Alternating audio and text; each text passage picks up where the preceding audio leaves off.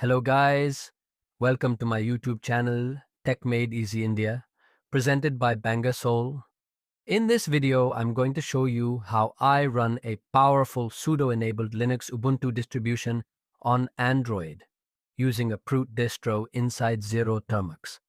I have already pre-installed the setup, and I'll demonstrate how to use sudo to install tools like curl, anti-gravity, and olama, and run them locally on the device.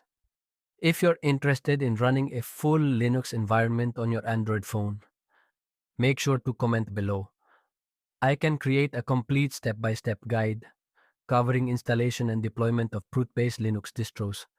You can run multiple distributions, including Arch Linux, Kali Linux, Ubuntu, Debian, and more. Now let's quickly look at some powerful use cases of running Linux on Android. Number 1, Atrium, Android ROM development. Number 2, coding and development workflows. Number 3, web hosting or running your own cloud server. Number 4, running AI models locally on your device.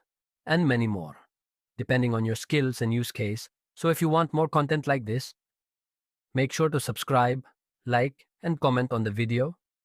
Also, let me know what kind of guides or tools you want me to cover next. Thanks for watching.